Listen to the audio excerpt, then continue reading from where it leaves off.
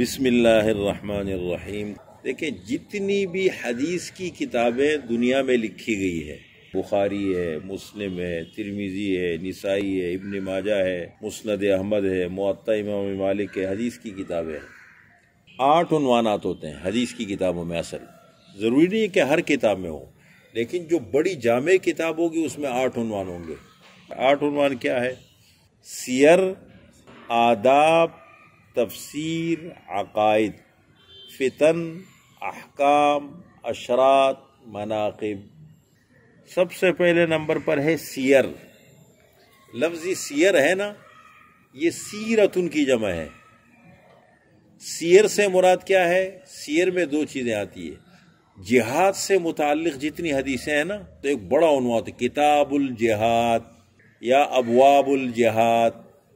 اس میں آپ صلی اللہ علیہ وسلم کی جہاد سے متعلق جتنی حدیثیں ہیں وہ سیر میں آتا ہے۔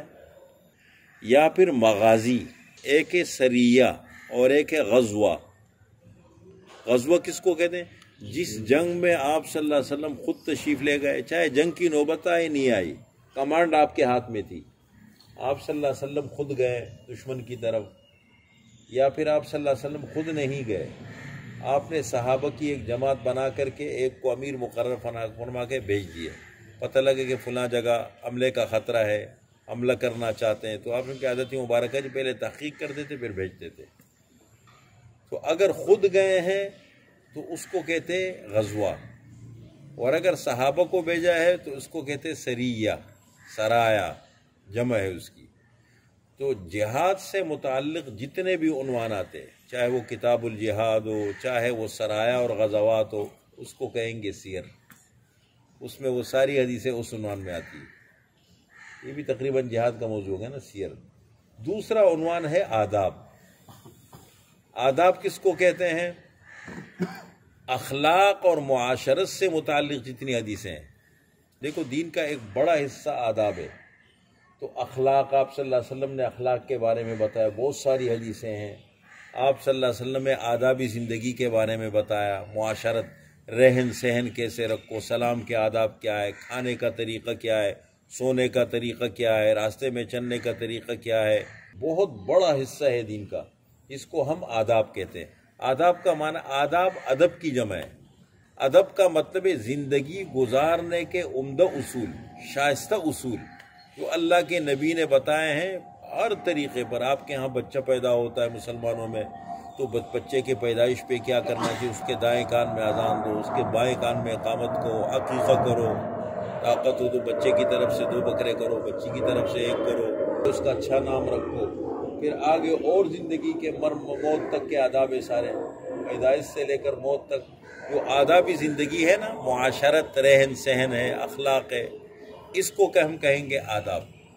وہ ساری حدیثیں اس میں آتی ہے۔ تو 2 عنوان ہو گئے، سیر، آداب۔ تفسیر۔ تفسیر کا مطلب یہ ہے کہ دیکھیں، قرآن سے متعلق جتنی باتیں ہیں نا، آپ صلی اللہ علیہ وسلم نے ذکر کی، کسی آیت کی تفسیر بتائی، اس کی وضاحت کر دی، کسی آیت کی فضیلت ہے، کسی سورت کی فضیلت ہے، قرآن کریم کی جو تشریح ہوتی ہے نا، اس سے متعلق جتنی حدیثیں ہیں وہ تفسیر کے ضمن میں آتی ہے۔ عقائد کے معنی، ایمان سے متعلق جتنی حدیثیں ہیں نا، عقیدہ اور ایمان ایک ہی چیز ہے، ایک ہی چیز کے 2 نام ہیں۔ ہم عقیدہ بھی کہتے ہیں، ہم ایمان بھی کہتے ہیں۔ وہ ساری حدیثیں ہیں، اس بارے میں بڑا عنوان ہے حدیث میں۔ فتن۔ فتن فتنتن کی جمع ہے، یعنی قیامت تک آنے والے بہت سارے فتنوں کا ذکر آپ نے فرمایا۔ پتہ نہیں کیسے کیسے فتنے رونما ہوں گے۔ آپ صلی اللہ علیہ وسلم کے دور مبارک سے لے کر قیامت تک آنے والے بہت سارے فتنوں کا ذکر اللہ تعالیٰ نے حضور صلی اللہ علیہ وسلم کو بتایا، آپ صلی اللہ علیہ وسلم نے اپنی امت کو بتایا۔ بے شمار قسم کے فتنے آپ جب پڑھیں گے، اس پر مستقل بزرگوں نے، علماء نے کتابیں لکھی ہیں۔ تو ایک مستقل عنوان ہے حدیث کی کتابوں میں کتاب الفتن کے نام سے، فتن، فتنوں کا بیان۔ اشراط۔ اشراط کس کو کہتے ہیں؟ آپ صلی اللہ علیہ وسلم نے دیکھو، ایک ہے قیامت اور ایک ہے علامات قیامت، قیامت کی نشانیاں۔ آپ صلی اللہ علیہ وسلم نے قیامت کی نشانیوں کا ذکر فرمایا ہے۔ 2 قسم کی نشانیاں ہیں، ایک ہے بڑی نشانیاں، اس کو کہتے ہیں علامات کبریٰ۔ سب سے آخری نشانی جو ہوگی وہ کون سی ہے پتہ ہے؟ سورج مغرب سے طلوع کرے گا، اور ایک جانور نکلے گا جو لوگوں سے گفتگو کرے گا، اس کا قرآن نے بھی ذکر کیا ہے، وَإِذَا وَقَعَ الْقَوْلُ عَلَيْهِمْ أَخْرَجْنَا لَهُمْ دَابَّةً مِّنَ الْأَرْضِ تُكَلِّمُهُمْ أَنَّ النَّاسَ كَانُوا بِآيَاتِنَا لَا يُوقِنُونَ. تو ایک جانور نکلے گا. اب سب سے آخری نشانی ان دونوں میں سے ایک ہوگی، بس اس کے بعد قیامت.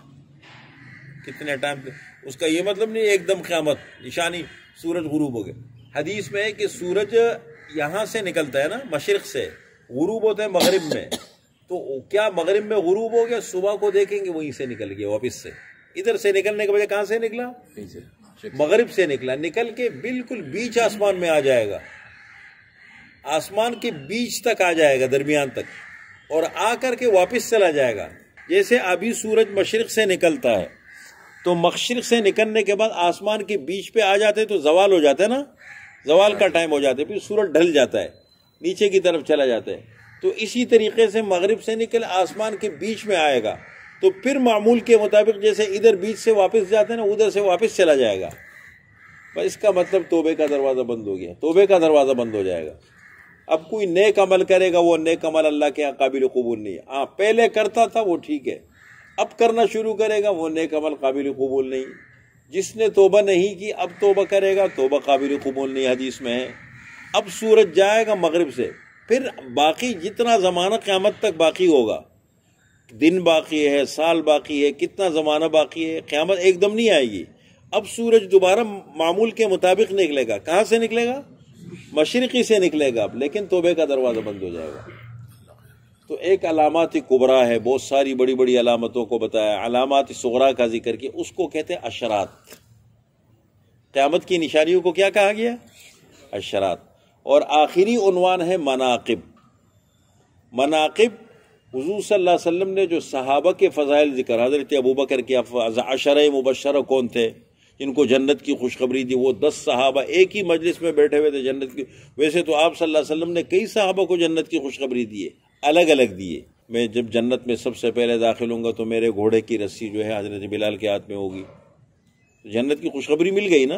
اور اس طرح کے بہت سارے صحابہ کو ملی. کچھ عشرہ مبشرہ ہے. یہ عشرہ مبشرہ وہ 10 صحابہ ہے. بدر والے جو بدر میں شریک تھے ان کی فضیلتیں بیان کی. شروع سے لے کر آخر تک صحابہ کے فضائل، اس کو کتاب المناقب کہتے ہیں. منقبت مانے فضیلت. تو حدیث کی جتنی بھی کتابیں لکھی گئی ہیں وہ کتنے عنوان ہیں اس کے اندر؟ سیر، آداب، تفسیر، عقائد، فتن، احکام، اشرات، مناقب. احکام رہ گئے. احکام کا مطلب احکامات سے متعلق حدیث ہے. نماز پڑھو، روزہ رکھو، جو بھی احکامات ہیں نا، احکامات سے جن چیزوں سے اللہ کے نبی نے منع فرمایا ہے، جن چیزوں کے کرنے کا حکم دیا، یہ کام کرو، یہ کام مت کرو، اوامر نواہی، یہ احکام کے ضمن میں آتے ہیں.